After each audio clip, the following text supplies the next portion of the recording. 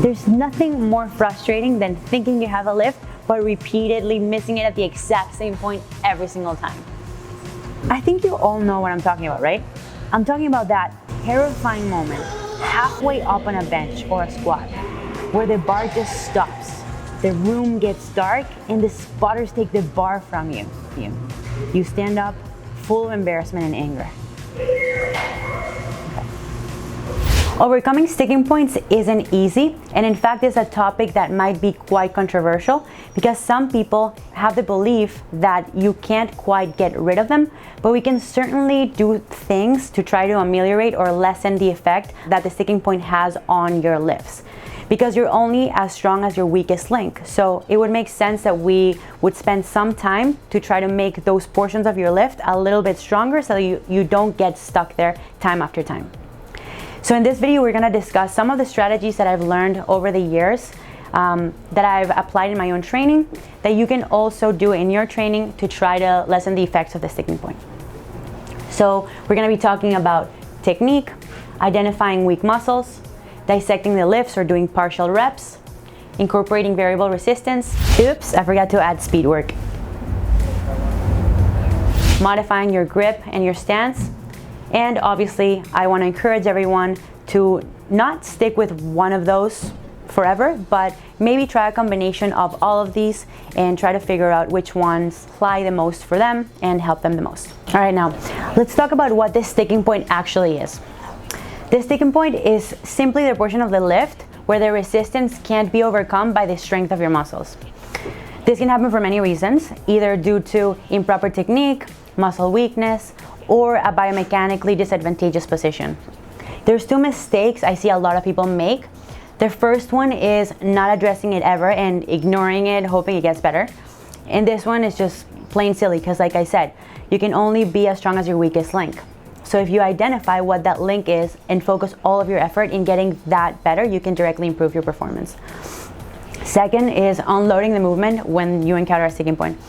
You have to attack this thing head first. You gotta identify what's wrong, and then you need to have a plan on how you're gonna fix it. Because when you think about it, we can all lift good and have a lift look really pretty if you're lifting at 50% or 60%. But you truly start seeing how the technique breaks down at higher percentages, and that's a skill that you're gonna have to work on its own. So you can't just simply avoid high intensity weights and hope that by lifting light, it's gonna have a carryover into that heavy lifts. So you have to train yourself and improve the skill of lifting heavy at high percentages as well. Next, let's discuss a few strategies that we can implement in order to ameliorate the sticking point. The first thing you should be doing is addressing your technique. And I'm not talking about the simple execution of a lift, but rather the minor details that go into it. Can you maintain tension throughout the entire lift? So through the eccentric or lowering phase in the bench and in the squat, can you generate symmetrical and coordinated muscle contractions? And do you understand what constitutes a perfect bar path for each movement? Have you worked on making your bar path as efficient as it could be as possible? So ask yourself those questions first before you move into the next steps that I'm gonna discuss in this video. Now, the second thing you should be looking at is targeting different muscles in isolation once you and your coach have identified which portion of the lift is it that you're missing at the most and what's the muscle that's involved. And in order for you to do that, you need to understand muscle actions. So for example, if you continuously keep missing a bench at the lockout portion, we know that the muscle the most involved in the extension of the elbow is your triceps. So it would involve you doing more exercises that stimulate tricep extension that strengthen your triceps. Another good example is missing the lockout in a deadlift. We know that the muscles the most involved during the lockout of a deadlift are your hip extensors, which are your hamstrings and your glutes. So doing more focused work for the glutes and the hamstrings to strengthen that portion of the lift. The third strategy you might find useful is dissecting the lift or doing partial reps to strengthen that particular portion in the lift.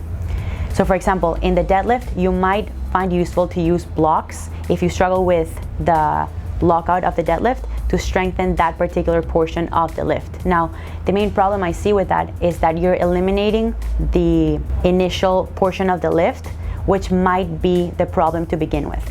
So a lot of lifters have a delivery issue, which is from the floor to the knee is where it's the point that they're missing. It's where they're having the most struggle. So now you're eliminating that portion and you might start getting stronger utilizing the blocks, but you're not really working on what actually needed the work, which was the delivery of the bar. So this one will really depend on what is actually holding your lifts back. The next strategy has to do with incorporating variable resistance into your training. You can do this in two ways. The first one is using bands, and the second one is using chains. They're slightly different, and I'm going to explain the differences between the both.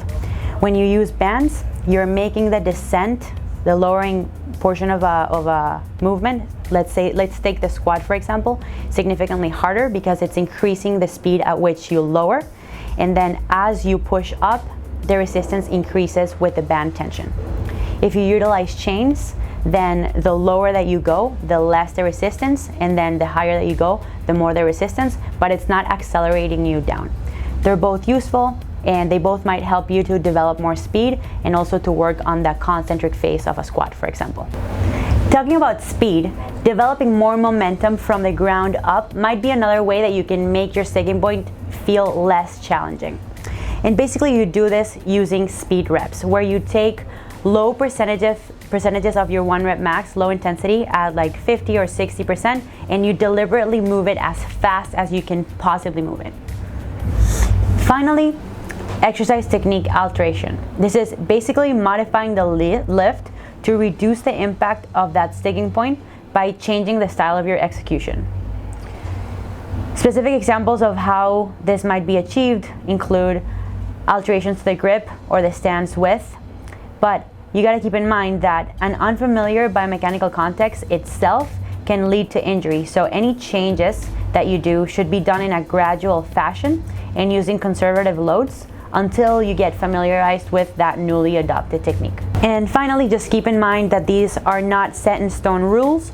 Rather, this is a combination of ideas that I got from this research paper and from my personal experience. So instead of just trying one of them or taking this as a rule, just try playing around with different strategies and figure out which ones work best for you.